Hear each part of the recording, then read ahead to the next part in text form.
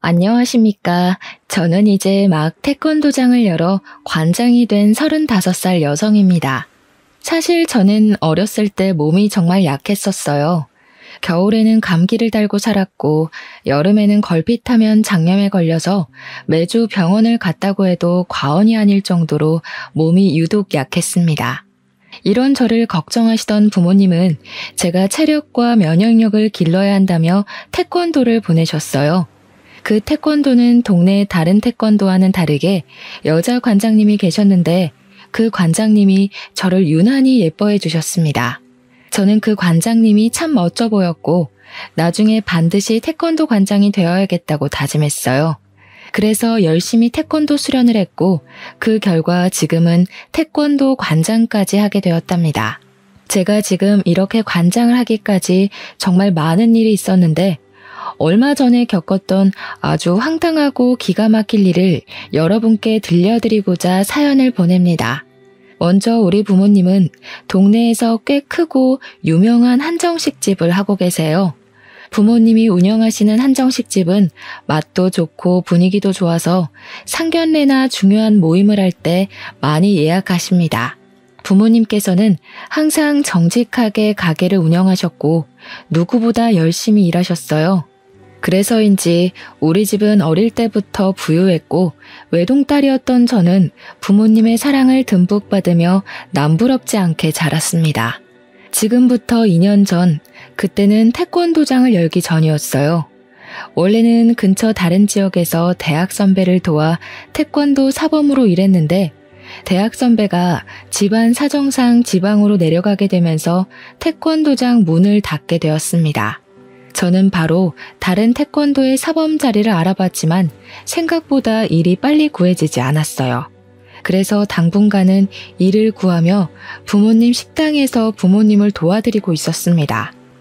하루는 식당에 있는데 부모님이 웬 가족 손님과 엄청 반갑게 인사를 했어요. 가까이 가보니 내 가족이었는데 아버지, 어머니로 보이는 분들과 30대 정도로 돼 보이는 아들, 그리고 5살 정도 돼 보이는 귀엽게 생긴 남자아이, 이렇게 넷이 있었습니다. 오래 근무하신 직원분의 말로는 이분들은 단골 손님으로 우리 집 근처에서 잘 나가는 태권도장을 가족끼리 운영하고 있다고 했어요. 엄마는 손님들과 인사하시다가 저를 발견하시고는 와보라고 손짓을 하시더니 우리 딸도 태권도 사범이라고 하며 태권도장 가족에게 인사를 시켜주셨습니다. 저는 인사를 하며 30대 정도로 돼 보이는 아들의 이름을 알게 되었는데 그의 이름은 박지훈이었고 나이는 33살인 저보다 7살이나 많았어요. 솔직히 저는 30대 초반 정도로 보았는데 나이가 40이라는 소리를 듣고 정말 동안이라고 생각했습니다. 지훈 씨의 어머니는 저에게 너무 인상이 좋다며 혹시 결혼했냐고 물으셨어요. 엄마는 태권도장에 남자가 많았을 텐데도 어떻게 된 애가 남자를 한 번도 집에 데리고 오지 않았냐며 제발 좀 이제 결혼 좀 했으면 좋겠다고 웃으며 이야기하셨습니다. 지훈 씨의 어머니는 엄마의 말을 듣고 환하게 웃으며 자식 일이 원래 내 맘대로 되지 않는다고 빨리 좋은 소식 들리길 기대한다고 하셨어요. 그날 지훈 씨네 가족은 꽤 비싼 정식을 시켰고 음식을 아주 만족스럽게 먹으며 다음에 또 오겠다고 하고 가셨습니다. 며칠 후 저는 평소처럼 부모님 식당에서 일하고 있었는데 엄마가 잠깐 와보라고 했어요. 저번에 봤던 단골 손님들이 태권도장을 운영한다고 했던 것을 기억하냐고 물으시더니 손님 중 아버지, 즉 태권도 관장님한테 전화가 왔는데 일하던 사범이 관둬서 새로운 사범을 빨리 구해야 한다는 거예요. 그러면서 저보고 일할 생각 없냐고 물었다고 합니다. 저 역시 일을 구하고 있어서 엄마의 말이 솔깃했고 당연히 일하고 싶다고 했어요. 그리고 다음 날 저는 태권도장에 방문하여 면접을 보았고 그 뒤로 박지훈 사범님과 일하게 되었습니다. 첫 출근 날 사범으로 일하긴 했지만 친한 선배의 도장에서만 오랫동안 일했기에 다른 도장은 처음으로 간 것이었어요. 그래서인지 긴장이 너무 되었는데 박지훈 사범님은 저에게 친절하게 대해주었습니다. 사범님의 아버지인 관장님도 너무 긴장하지 말라고 하며 어려운 일 있으면 언제든지 말하라고 했고, 태권도에서 실장님으로 계시며 태권도 차량 운전을 해주시고 원비 관리를 하는 어머니 역시 우리 어렵게 생각하지 말라고 하셨어요. 흔히들 가족들이 운영하는 회사나 도장은 절대 가지 말라고 하던데 여기는 그래도 다들 친절하시고 잘 대해주셨습니다. 정신없이 시간이 지나고 어느덧 오후 5시가 되었어요. 그 시간에는 유치부 아이들이 어린이집이나 유치원을 마치고 많이 왔었습니다. 귀여운 아이들이 줄지어 오는데 그 중에 눈에 띄는 아이가 하나 있었어요. 바로 저번에 부모님 식당에 가족들과 함께 온 5살 남자아이였습니다. 이 아이의 이름은 박정민이었고 사범님과는 유독 친해 보였어요.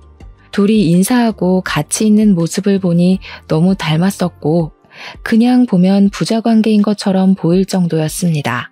저는 사범님께 정민이와 어떤 관계인지 물었어요.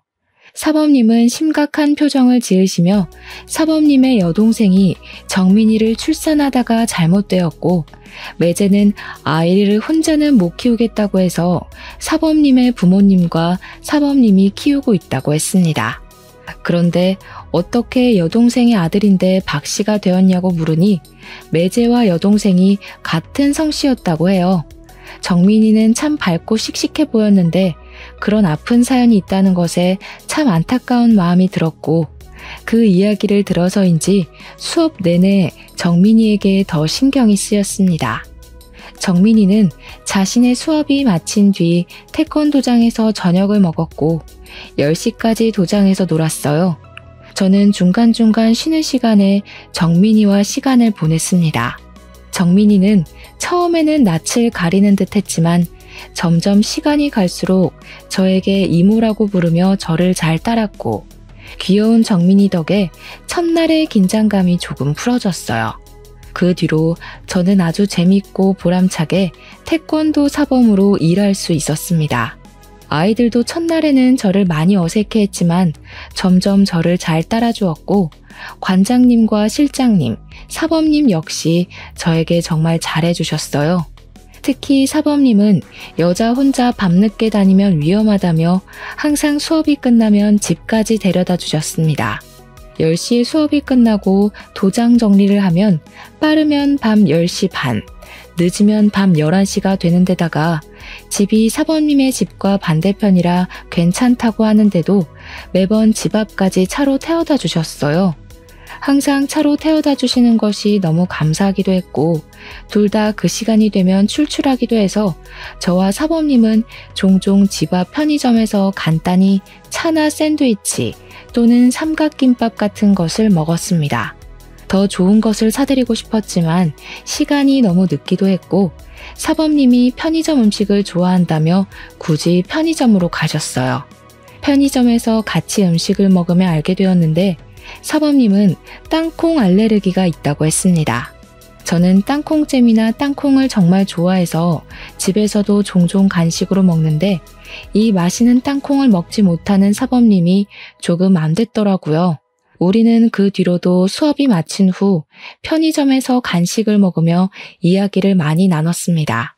나이차가 7살이나 났지만 생각보다 대화가 꽤 잘 통했고 사범님 역시 저와 함께 퇴근하고 편의점에서 수다 떠는 것을 정말 좋아하시는 듯 했어요.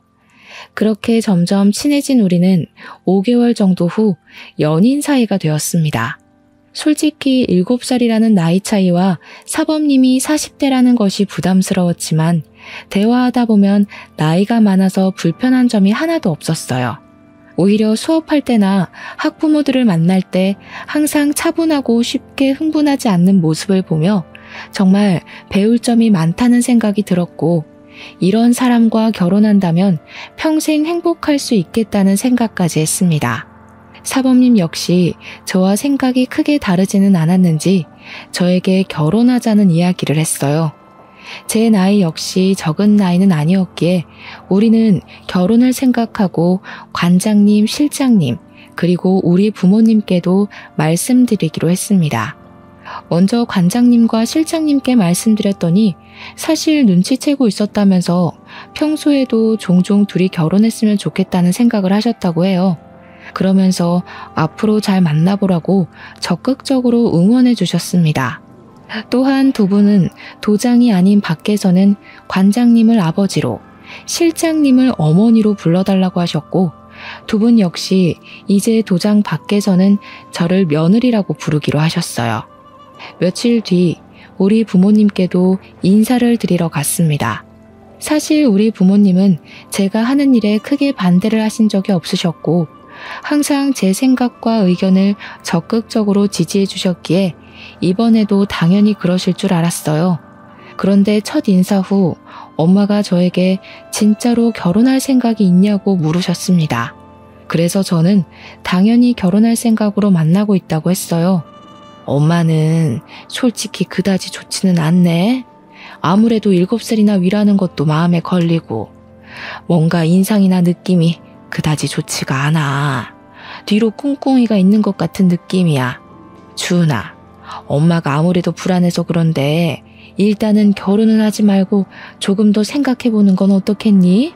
아니야. 내가 지난 5개월 동안 보니까 사범님 아이들에게도 잘하고 학부모님들 사이에서도 인기도 꽤 많아. 수업할 때 보면 사람도 차분하고 겪어볼수록 괜찮은 사람이야. 엄마가 식당 운영하면서 별의별 사람들을 다 봐서 사람 하나는 기막히게 보는 것 알지? 한번 엄마 믿고 조금만 떨어져서 다시 봐봐. 뭔가 느낌이 싸한 게 좋지 않아. 엄마는 자꾸 예비 남편의 느낌이 좋지 않다며 결혼은 조금 더 신중히 결정하라고 하셨습니다. 저는 사실 그런 엄마가 이해가 잘 되지 않았고 괜한 걱정을 하고 있다고 생각했어요. 엄마는 저와 예비 남편의 사이를 반대했지만 저와 예비 남편은 그러면 그럴수록 더 사이가 돈독해졌습니다. 예비 시부모님 역시 태권도장에서 매일 보며 저를 정말 한 식구처럼 대해주셨어요. 그러던 어느 날이었습니다. 예비 시어머니와 예비 남편이 도장에서 필요한 물품들을 사러 잠시 나갔고 도장에는 저와 예비 시아버지 둘이 있었어요. 예비 시아버지와 이런저런 이야기를 나누다가 정민이 이야기가 나왔습니다. 우리 둘째 아들이 사고만 안 났어도 정민이가 더 씩씩하게 자랐을 텐데 내가 못해준 게 많아서 그저 안타까울 따름이야. 예비 시아버지는 둘째 아들이 사고를 당했었다는 식으로 말씀하셨습니다. 분명히 예비 남편이 정민이가 여동생의 아들이라고 했고 출산하다가 잘못되었다고 했는데 예비 시아버지는 아들이라고 하니까 이상했어요. 둘째 아들이라고요? 저번에 지윤 씨는 여동생이 있었다고 말했는데. 아, 맞다. 그랬지 참. 그때 사고를 당한 것이 너무 충격이라 내가 이렇게 깜빡해. 그런데 사고를 당했다고요? 혹시 무슨 사고요? 자동차 사고란다. 아유, 이 이야기는 더는 하기 힘들구나. 얼른 수업 준비하자. 예비 시아버지와 예비 남편은 예비 남편의 동생에 대한 말이 달랐고 황급히 말을 돌리려고 하는 예비 시아버지의 모습도 뭔가 수상했습니다. 저는 예비 남편에게 퇴근하며 확실히 물어봐야겠다고 생각했어요. 예비 시아버지와 대화를 마친 후 도장을 청소하려는데 예쁘게 생긴 여자아이와 엄마가 태권도에 등록하러 왔습니다. 그 여자의 이름은 김민희였어요. 민희 엄마가 관장님인 예비 시아버지와 대화를 마친 후 태권도를 등록했습니다. 저는 민희와 반갑게 인사하며 수업 시간에 만나자고 이야기하고 돌아섰는데 그때 예비 남편과 예비 시어머니가 같이 도장으로 왔어요. 그런데 예비 남편이 민희 엄마에게 아주 반갑게 인사를 하는 것이 아니겠어요? 예비 시어머니도 처음에는 못 알아보는 듯 했다가 예비 남편이 알려주자 그 어린아이가 벌써 결혼하고 아이까지 있냐며 반가워하셨습니다. 예비 남편은 뒤에 서 있던 저를 부르더니 민희 엄마가 초등학교 동창으로 옆집에 살며 부모님끼리도 친하게 지내던 사이였다고 했어요.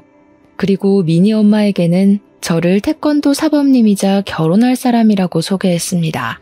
민희 엄마는 둘이 아주 잘 어울린다고 하며 여자 사범님이 있어서 더 편하고 마음이 놓인다고 했어요. 저는 미니 엄마께 인사 후 수업에 들어갔습니다. 그날도 모든 수업을 무사히 마치고 예비 남편은 항상 그랬듯 저를 집까지 데려다 주었어요.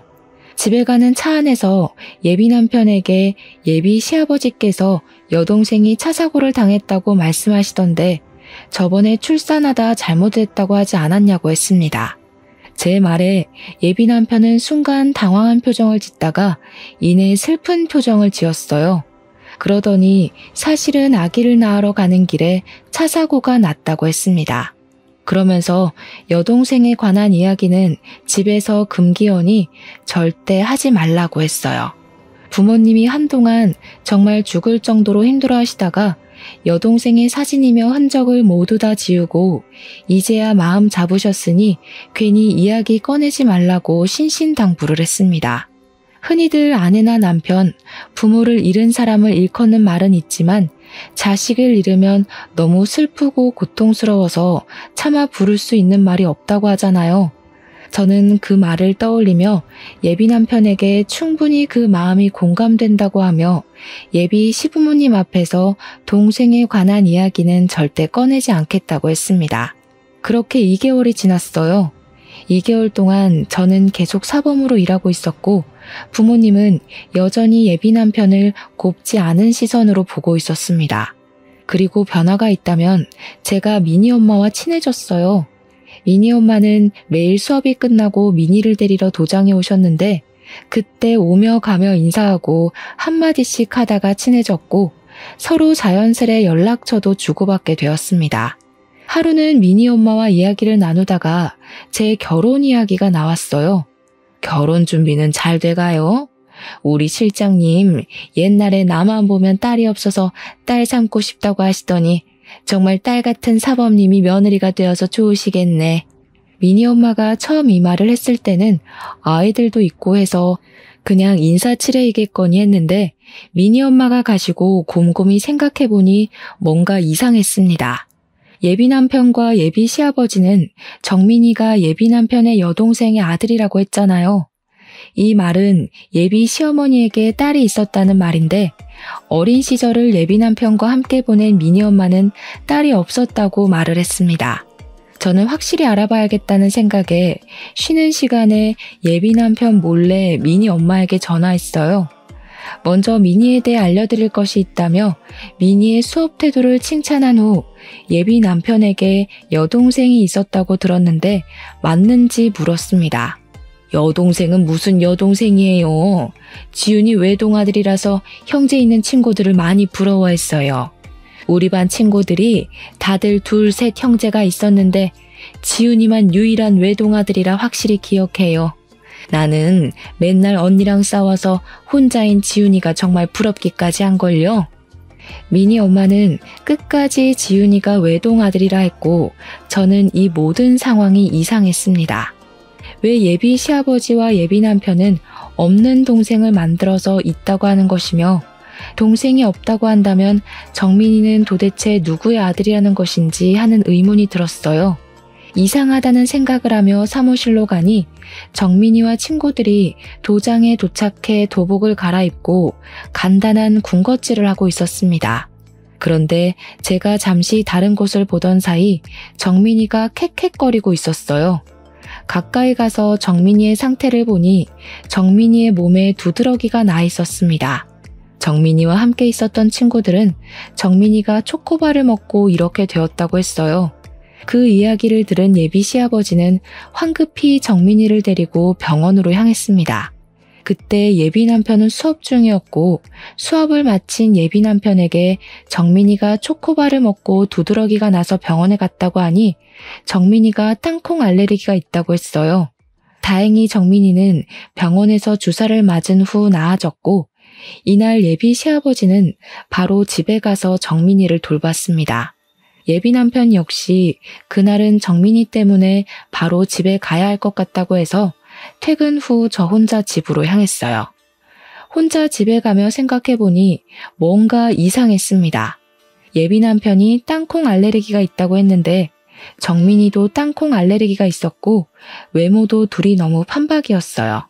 설마 정민이가 예비 남편의 아들인가 하는 생각이 들었고, 만약 이게 사실이라면 예비 남편이 결혼을 한번 했을 수도 있겠다는 생각이 들었습니다. 이 생각까지 한 저는 결혼 전에 제대로 예비 남편에 대해 알아보기로 했어요.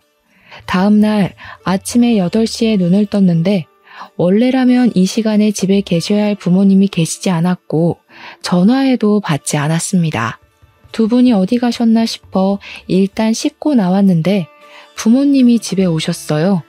어디를 다녀오셨냐고 하니 가게 직원이 용한 무당집을 소개해줘서 제 사주를 보고 오셨다고 하셨습니다. 저는 원래 사주를 잘 믿지 않아서 그런 거를 왜 보냐고 했지만 그래도 제 사주를 봤다니 궁금하기는 했어요. 무당이 뭐라고 했는지 물어보니 건강이고 뭐고 다 좋은데 지금 만나고 있는 사람과는 절대 결혼하지 말고 제 결혼 운은 38살에 들어오니 그때까지 기다리라고 했다는 것입니다. 그러면서 부모님 두 분 다 어지간하면 이런 이야기 안 하는데 아무래도 첫인상도 그다지 마음에 들지 않고 이래저래 숨기는 것이 많은 것 같다며 한번 그 사람에 대해서 자세히 알아보라고 하셨어요. 원래 저는 사주나 점을 잘 믿지 않는 성격이나 이전에 의심스러운 부분이 한둘이 아니었기에 일단 알겠다고 했습니다. 그날 오후 예비 남편이 수업에 들어가야 하는데 사무실에서 자꾸 무엇을 찾았어요. 무엇을 찾냐고 물으니 수업 관련 자료를 차에 두고 온 것 같다고 하며 미안한데 잠깐 자신의 차에서 가져다 달라고 하며 차키를 건네주었습니다. 저는 예비 남편의 차에 가서 수업 자료를 꺼내고 차 문을 닫으려던 찰나 블랙박스가 보였어요. 순간 블랙박스를 확인해 보면 예비 남편에 대해 좀 더 알 수 있지 않을까 생각했습니다. 그래서 예비 남편 몰래 블랙박스에 메모리 카드를 뺐고 그날 밤 집에 와서 블랙박스에 찍힌 영상들을 하나하나 확인했어요. 블랙박스에는 가족끼리 출근하고 저와 함께 퇴근하는 영상이 대부분이었습니다. 하나씩 확인하던 중 한 영상에서 자꾸 제 이름이 나오는 것 같았고 저에 대해 어떤 이야기를 나누는지 궁금해서 영상의 대화 내용을 듣게 되었어요. 예비 시어머니는 우리 부모님이 운영하시는 한 식당이 엄마들 사이에서 연매출이 억대라는 소문이 있다고 했습니다. 그러면서 연매출 억대 집안의 외동딸이 결혼하는데 집 한 채 정도는 쉽게 장만해주지 않겠냐며 예비 남편에게 이번에는 기가 막히게 잘 골라왔다고 했어요. 이어서 예비 남편은 사실 이전에 만난 여자애들에 비하면 외모나 외적인 것들이 다 부족하지만 그래도 돈 많은 처가가 최고이지 않겠냐고 하며 조만간에 나를 잡겠다고 했습니다. 그래, 얼른 날 잡아야지. 그 계집애 보니까 우리 지은이에게 푹 빠져서 헤어나오지를 못하더구먼. 결혼 도장 찍기 전까지는 너도 주은이한테 잘해줘. 옛날처럼 쓸데없는 여자들 만나러 다니지 말고 말이야. 드디어 돈도 많고 정민이도 키워줄 호구 며느리 하나 들어오겠네. 주은이 얘가 생긴 거와는 다르게 맹하더라고. 그래도 주은이가 정민이에 대해서 모르게 입조심들 하고 저번에 너희 아빠랑 너랑 한 얘기 듣고 기겁하는 줄 알았다. 정민이가 박씨이면 당연히 아버지가 박씨일 테니까 남동생이 있어야지 여동생이 뭐니 여동생이. 머리가 그리 안 돌아가? 뭐 이래저래 핑계대서 잘 넘어가긴 했다만 아무튼 너 조심해. 하마터면 우리의 계획이 다 물거품 될 뻔했잖아. 나도 모르게 여동생이라고 나와버렸어요. 미안해요. 뭐 어찌 됐든 이제 우리 정민이에게도 부자 엄마 생기겠네. 우리 정민이 축하해. 예비 남편의 말에 정민이는 뭔지도 모르고 그저 신나서 웃고 있었습니다. 이 영상을 본 저는 충격에 빠졌고 도대체 예비 남편은 어떤 사람인지 궁금했어요. 일단 저는 이 블랙박스 영상을 저장 후 지역에서 가장 유명한 흥신소에 예비 남편의 뒷조사를 의뢰했습니다. 며칠 후 흥신소에서 연락이 왔는데 블랙박스 영상보다 더 충격적인 사실들이 가득했어요. 흥신소 직원의 말에 의하면 예비 남편은 20대였을 때 클럽에서 만난 여자를 임신시켜서 결혼했었습니다. 그런데 예비 남편이 자신의 아이를 임신한 아내를 내팽개치고 계속 클럽에 다니며 다른 여자를 만나러 다녔어요. 이로 인해 큰 스트레스를 많이 받은 아내는 유산했고 바로 이혼했다고 합니다. 그 뒤로도 정신을 못 차리고 계속 클럽에 다니며 이 여자 저 여자 만나고 다니며 제대로 된 직장도 못 구하고 어느덧 30살이 되었어요. 나이를 적지 않게 먹은 예비 남편은 이제 뭐라도 해야겠다는 생각에 태권도 관장인 예비 시아버지 밑에서 태권도 교범으로 일하기 시작했습니다. 교범은 수련자 출신의 지도자로 정식 사범은 아니에요. 사실 정식 사범이 되려면 태권도 4단 이상의 사범 자격증에 생활 스포츠 지도사 자격증까지 있어야 하지만 예비 남편은 태권도 4단까지는 땄으나 자격증은 하나도 없는 정식 사범이 아닌 교범이었습니다. 이렇게 30살에 예비 시아버지 덕에 태권도 교범이 된 예비 남편은 한동안은 정신 차리고 열심히 일하는 듯 했지만 1년 정도 후부터 다시 클럽에 다니며 이 여자 저 여자를 만나러 다니기 시작했어요. 그러면서 클럽에서 친해지게 된 20대의 여자가 있었고 예비 남편이 34살 때 그 여자는 예비 남편의 아이를 가졌습니다. 덜컥 임신이 되어버린 여자는 일단 아이를 낳아야겠다는 생각에 혼인신고나 결혼식 없이 동거를 시작하게 되었어요. 그런데 이 여자가 임신 중에도 예비 남편은 계속 클럽에 다니며 수많은 여자를 만나고 다녔다고 합니다. 그 와중에 아기는 출산했고 이 아기가 바로 정민이었고 정민이의 친모는 아이를 낳자마자 도망가 버렸어요. 그 와중에 아기는 출산했고 이 아기가 바로 정민이었고 정민이의 친모는 아이를 낳자마자 도망가 버렸어요. 그 뒤로 정민이를 친아버지인 예비 남편의 밑으로 올리려고 했으나 그렇게 하면 혹시라도 나중에 문제가 생길까봐 일부러 예비 시부모님 호적에 올려서 키우고 있었습니다. 이어서 흥신소 직원은 예비 남편이 지금도 태권도에 다니는 아이의 엄마와 몰래 만난다고 하며 저에게 사진을 여러 장 보내주었어요. 그 사진에는 예비 남편과 미니 엄마가 팔짱을 끼고 거리를 걷는 장면, 분위기 좋은 식당에서 마주보고 앉아 다정한 눈빛을 주고받으며 서로 밥을 먹여주는 장면, 외진 공원에서 스킨십을 하는 장면까지 찍혀 있었습니다. 사진들을 보니 너무 충격적이라 손이 덜덜 떨리고 숨도 잘 쉬어지지 않았어요. 사실 제가 어쩌다 보니 나이가 30이 넘긴 했지만 그동안 한 번도 제대로 누군가를 만나서 사귀어 본 적이 없었습니다. 저는 학원이다 보니 일이 오후에 시작해서 밤에 끝나지만 대부분 직장인은 오전 오후에 일하니 데이트다운 데이트를 할 수가 없었고 같이 사범으로 일하는 분들은 이성적인 호감이 생기지 않았어요. 그래서 솔직히 이렇게 제대로 누군가를 만나 사랑에 빠진 것은 예비 남편이 처음이었습니다. 그런데 이런 사람에게 뒤통수를 맞았으니 충격이 너무 컸어요. 정말 이런 말을 하면 오버라고 생각할지도 모르겠지만 정말 온 세상이 무너지는 기분이었습니다. 저는 그만큼 예비 남편을 믿었고 진심으로 온 마음을 다해 사랑했어요. 하지만 이 모든 것을 안 이상 더는 예비 남편과 결혼을 진행할 수가 없었고 얼른 태권도장을 정리하고 나와 이 사람들과 연을 끊어내야겠다고 생각했습니다. 흥신소 직원분과 충격적인 통화를 끊고 나서 가만히 생각해보니 예비 남편과 불륜을 저지르고 있는 미니 엄마에게 화가 너무 났어요. 둘이 그렇게 몰래 만나고 있었으면서 미니 엄마는 제게 그동안 친한 척을 해왔습니다. 바보같이 전혀 눈치 못 채고 좋다고 실실 웃어대는 저를 보며 미니 엄마는 얼마나 우습게 생각했을까 하는 생각이 들었어요. 다음 날, 그날은 토요일이었지만 초등학교 저학년생들을 대상으로 레크레이션을 하는 날이라 출근을 해야 했습니다. 저는 태권도에 먼저 가서 아이들을 맞이할 준비를 하는데 미니가 엄마 손을 붙잡고 도장해 왔어요. 우리 태권도장 며느리 일찍 오셨네요. 부지런해서 관장님이랑 실장님이랑 정말 좋아하시겠다. 물론 우리 사범님도 정말 부럽고요. 지훈이가 어릴 때부터 참 착하고 재밌고 인기도 많았죠. 사범님은 좋겠어요. 멋진 지훈이랑 결혼해서. 그럼 오늘도 우리 미니 잘 부탁드려요. 미니 엄마가 이 말을 하고 가는데 이전에는 그냥 좋은 이야기이겠거니 했지만 모든 사실을 다한 지금은 저를 비꼬고 놀리는 소리로밖에 들리지 않았습니다. 너무 화가 난 저는 예비 남편과 관장님이 오기 전에 아이들이 처음 왔을 때 작성하는 서류 뭉치에서 미니의 서류를 찾았어요.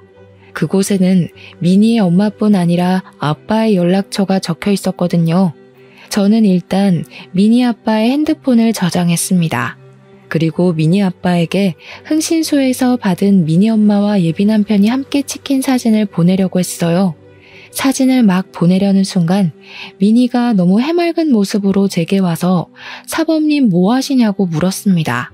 그런 미니의 모습을 보니 제가 지금 이 사진을 보내면 미니가 상처를 너무 많이 받을 것 같았어요. 그래서 일단은 그렇게까지는 하지 않았고 대신 카페에서 미니 엄마, 예비 남편, 그리고 저 이렇게 셋이서 대화를 나누고 끝내야겠다고 생각했습니다. 마음 같아서는 사람들이 없는 으슥한 곳에서 그 둘을 아주 완벽히 요절내버리고 싶었지만 그래도 그것은 사람으로서 그리고 체육인으로서의 도리는 아닌 것 같아 그런 마음은 애써 접어두었어요. 그날 오후 태권도 레크레이션 행사가 마치고 저는 예비 남편에게 진지하게 할 말이 있으니 태권도 근처 카페로 가자고 했습니다. 그리고 미니 엄마에게도 미니에 대해 급히 할 말이 있으니 별일 없으면 태권도 근처 카페로 나오라고 했어요. 예비 남편은 평소와는 다르게 잘 웃지도 않고 무표정인 저에게 무슨 일이 있냐고 물었습니다. 저는 예비 남편에게 지금은 아무 말도 하지 않고 일단 조용히 있으라고 했어요. 잠시 후 카페에 미니 엄마가 왔습니다. 미니 엄마는 처음에는 제 모습만 보고 미니에게 무슨 일 있냐고 했다가 제 앞에 앉은 예비 남편을 보고 놀란 표정을 지었어요. 일단 박지훈 사범, 아니지, 교범 옆에 앉으시고 우리 이제 진실을 이야기해 볼까요? 두 분, 이 사진 좀 보세요. 저는 흥신소에서 받은 사진들을 예비 남편과 미니 엄마에게 보여주었습니다. 둘은 제가 내민 사진을 보고 크게 당황해했어요. 주은아, 그니까 이 사진이 어떻게 된 거냐면 말이야. 말했잖아. 나랑 얘랑 초등학교부터 동창이라고. 그래서 허물없이 거의 가족처럼 지냈었어. 그냥 그뿐이야. 그리고 얘는 이미 남편도 있고 미니도 있는데 내가 어떻게 얘한테 다른 마음을 먹겠어. 게다가 내게는 하나뿐인 주은이도 있는데 겨우 나랑 얘랑 친하게 밥 먹는 것 가지고 그랬던 거야? 에이, 난 또 뭐라고. 오해 풀어 주은아. 예비 남편은 별거 아니라는 표정을 지으며 아주 태연하게 변명을 늘어놓았습니다. 그래서 이번에는 저번에 저장했던 블랙박스 동영상을 보여주었어요.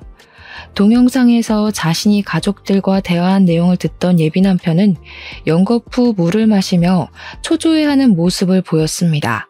너는 여동생이 있었다 하고 아버님은 남동생이 있었다는데 너 옆에 있는 미니 엄마 아니지? 너 상간녀는 네가 동생이 없었다잖아. 게다가 정민이는 너와 붕어빵에 너랑 똑같은 땅콩 알레르기까지 있는 게 너무 수상쩍더라고. 그래서 몰래 너 뒷조사를 했더니 아주 가관이더라. 20대, 30대를 여자 만나고 임신시키며 아주 청춘을 뜨겁게 불태웠던데 어쩜 그렇게 감쪽같이 속일 수 있어? 그리고 정민이도 네 아들이잖아. 뭐야? 네가 그걸 다 어떻게 알았어? 아니야, 다 거짓이야. 거짓은 무슨, 증거가 이렇게 차고 넘쳤는데 어디서 발뺌을 하려고 그래. 재버릇 걔 못 준다더니 40대가 된 지금도 여전히 불륜을 저지르고 있고 대단하다. 정말 대단해. 미니 엄마도 이런 사실 다 아세요? 이러든 저러든 뭐 어때? 우리가 서로 좋기만 하면 그만이지. 안 그래? 네가 뭐 어찌할 건데. 서로 사랑하는 것도 죄야? 죄냐고. 와, 어쩜 이렇게 다 들통나도 뻔뻔하실까. 미니에게 이런 사실 다 알게 하려다가 말았어요. 착하고 여린 미니가 상처받을까 봐요. 저는 카페라서 최대한 조용히 이야기하려고 했지만 미니 엄마가 너무 흥분한 나머지 큰 소리로 저에게 서로 사랑하는 게 죄냐며 말하는 통에 카페에 있던 사람들이 예비 남편과 미니 엄마가 불륜 관계임을 알게 되어버렸습니다. 예비 남편은 이런 이야기를 하려면 사람이 없는 데서 해야지 왜 이렇게 사람들이 많은 카페로 왔냐고 하며 얼굴을 필사적으로 가리려고 했어요. 사람 없는 데로 가면 내가 눈 돌아가서 너네 두 연놈들 요절을 낼 것 같아서 그랬다. 난 그래도 최대한 너네들에게 신사적으로 말하려고 했는데 모든 산통을 깬 것은 바로 너네야. 우리 이렇게 끝내. 우리 결혼은 없던 일로 하고 태권도도 이제 관둘 거야. 그리 알아. 저는 카페에서 나와 다시 태권도로 갔습니다. 태권도에는 예비 시부모님이 있었고 저는 예비 신부님에게 정민이의 실체부터 예비 남편의 실체까지 모든 사실을 다 알았으니 파혼하고 서로 불편하니 태권도도 더는 나오지 않겠다고 했어요. 그러나 예비 시부모님은 오해라고 하며 저를 필사적으로 붙잡았고 그러던 중에 예비 남편이 태권도장으로 왔습니다. 이렇게 아무 대책 없이 관둬버리면 당장 수업은 어쩌라고. 지금 너 만약에 관두면 우리 너한테 손해배상 청구 소송해버릴 거야? 손해배상 청구? 웃기고 자빠졌네. 그래, 어디 해봐. 우리 집 한식당으로 돈 많이 버는 거 알지? 그럼 나는 최고의 변호인단 꾸려서 너랑 네 상간녀 그리고 단체로 나를 속인 너희 부모까지 상대로 소송 넣을 거야. 어디 그뿐인 줄 아니? 이 동네 모든 맘카페며 지역에 너에 대한 소문 쫙 퍼뜨려서 다시는 이 동네에서 얼굴 못 들고 다니게 할 거야. 그럼 내가 더 타격이 클까? 네가 더 타격이 클까? 어디 한번 네 대가리 한번 잘 굴려봐. 저는 끝까지 뻔뻔한 예비 남편에게 환멸을 느끼며 태권도장에서 나왔습니다. 그리고 집에 가서 부모님께 모든 사실을 말씀드리고 지금 한바탕 싸우고 파혼하고 오는 길이며 이제 그 태권도장에서 일하지 않을 것이라고 했어요. 부모님은 정말 잘 생각했다고 하시며 한동안 많이 힘들겠지만 마음 잘 추스르라고 하셨습니다. 그 뒤로 저는 근처의 다른 태권도장으로 가려고 했는데 이상하게 이력서를 내도 아무 곳에서도 연락이 오지 않았어요. 당장 돈이 급한 것은 아니었지만 태권도 사범밀이 너무 재밌어서 계속 일하고 싶은데 오라는 연락이 없으니 참 속상했습니다. 하루는 사범을 구하고 있던 집 근처 태권도장에 이력서를 들고 무작정 찾아갔어요. 그 태권도 관장님은 제가 사범으로 일하고 싶다고 하자 반가워하시더니 제 이력서를 보고는 같이 일 못하겠다고 하셨습니다. 도대체 제가 어떤 점이 마음에 안 드시냐고 했더니 하시는 말씀이 사실은 직전에 근무한 태권도 관장, 즉 전 예비 시아버지가 이 지역 모든 태권도 학원에 저에 대한 이상한 소문을 냈다고 해요. 그 소문은 제가 이 남자 저 남자 만나고 다니는 꽃뱀이니까 젊은 남자 사범들이 있는 태권도에서는 절대 저를 채용하지 말라고 했다는 것입니다. 게다가 자기 기분이 좋지 않으면 아무 말 없이 그냥 간둬버린다는 소문까지 퍼뜨렸고 이 소문을 들은 지역의 관장님들이 제 이름과 제가 근무했던 직전 태권도만 보고 다들 채용을 하지 않았던 것이에요. 관장님의 이야기를 들으니 정말 피가 거꾸로 솟는다는 기분이 어떤 의미인지 알 것 같더라고요. 저는 솔직히 한동안 진심으로 사랑했던 사람이었기에 그냥 깔끔하게 파혼으로 끝내려고 했습니다. 그런데 전 예비 남편과 그 가족들은 온갖 추잡한 방법으로 뒤에서 저를 욕먹이고 있었어요. 세상의 그 어떤 말로도 표현이 안 될 정도로 화가 잔뜩 난 저는 가만히 있을 수 없었습니다. 저는 제가 속한 지역 태권도 협회 카페에 들어가 저의 전 예비 남편에 대한 모든 사실을 올렸어요. 20대부터 클럽에 다니며 이 여자 저 여자 만나 2번이나 임신시킨 사실부터 아이를 낳고 그 아이를 자신의 부모님 호적에 올린 것, 그리고 지금도 여전히 학부모와 불륜을 저질러서 파혼당해놓고 저를 파렴치한 인간으로 만든 것까지 모든 사실을 글로 적었습니다.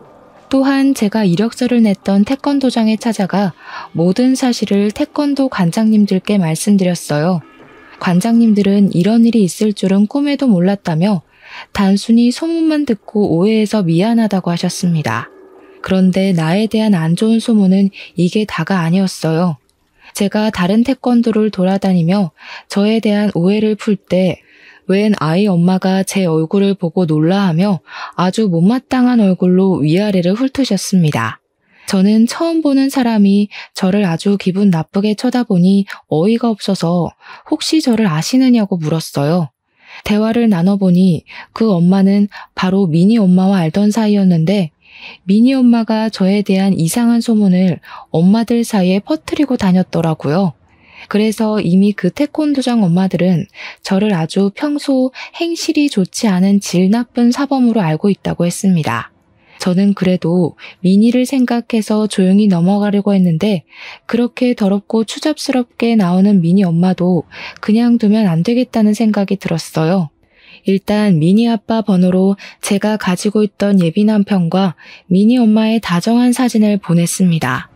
그리고 제 핸드폰에 저장되었던 태권도장 아이들의 엄마에게 현재 미니 엄마가 퍼뜨리고 다니는 소문은 다 거짓이고 사실은 태권도 사범과 미니 엄마가 불륜을 저질렀다고 하며 사진을 보냈어요. 그리고 그 주 주말 식당에서 부모님을 도와 일하고 있는데 전 예비 시부모님, 전 예비 남편, 그리고 미니 엄마까지 나란히 왔습니다. 어서 오세요. 어디 불륜 모임이라도 하러 오셨나 봐요? 저기 화장실 앞자리에 가서 앉으시던가요? 이 인연이 정신 나갔어? 그 사진들을 미니 아빠한테 보내면 어떡해? 우리 미니가 받을 상처는 생각 안 해봤어? 네가 그러고도 애들을 가르치는 사범이야? 우리 미니 상처받아서 요새 나랑 말도 안 해. 애가 웃지도 않고 그저 죽을 상이라고. 이제 어쩔 거야? 우리 미니 어떻게 할 것이냐고. 그래서 어쩌라고요? 그렇게 미니 생각하시는 분이 미니 태권도를 가르치는 사람이랑 바람이 나셨어요. 자식을 생각하면 적어도 그런 짓은 하지 말았어야 할 거 아니야. 네가 태권도 협회에도 글 올리고 이 지역 관장들한테도 이상한 이야기해서 우리 태권도 아이들 다 등록 취소했다. 우리 태권도장 이제 문 닫게 생겼어. 평생을 태권도 하며 살아왔는데 우리 가족 이제 뭐 먹고 살아? 아줌마네가 저지른 일 때문에 이렇게 됐는데 왜 저한테 그러세요? 저 그래도 한동안 가족처럼 생각했던 사람들이었으니 조용히 넘어가려고 했는데 가만히 있으니 다들 저를 아주 개코딱지로 보셨나 봐요. 당신네 아들이랑 당신네가 작정하고 과거 많고 친아들까지 속이며 결혼시키려고 해놓고서는 왜 여기 와서 저한테 시비이고 난리이신데요? 나 참 어이가 없어서. 아 됐고 여기 매출 올려줄 거 아니면 나가요. 계속 이런 식이면 영업 방해죄로 확 신고해버릴 겁니다. 제 말에도 이 사람들은 나가려는 생각이 전혀 없었고 결국 저는 경찰에 신고해서 이들을 쫓아냈습니다. 그 후 이들은 어떻게 되었는지 아세요? 일단 그들이 운영했던 태권도장은 문을 닫았습니다. 제가 보낸 메시지들을 본 엄마들은 전 예비 남편에게 대놓고 손가락질을 하며 비난했고 당연히 모든 아이가 등록 취소하고 환불 요청까지 했다고 해요. 태권도장은 수강하는 아이들이 있어야 운영이 되는데 아이들이 하나도 없으니 운영이 어려워 문을 닫을 수밖에 없었겠죠. 그리고 더럽고 추악한 지난 과거가 낱낱이 폭로된 그들 가족은 이 지역에서는 고개 들고 못 살게 될 지경까지 이르렀고 결국 아무도 모르게 그 가족 모두 이 지역을 떠났다고 합니다.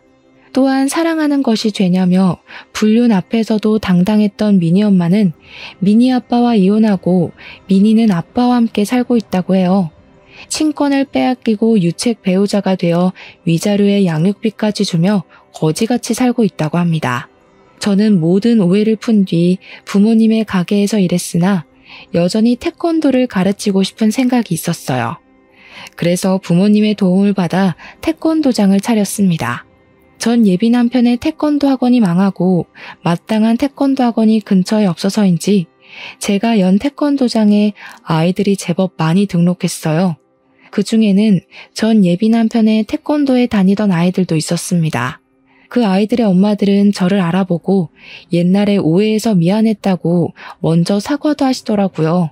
아무튼 그 뒤로 저는 엄마들의 신뢰를 받으며 지금까지 아주 잘 태권도장을 운영하고 있답니다.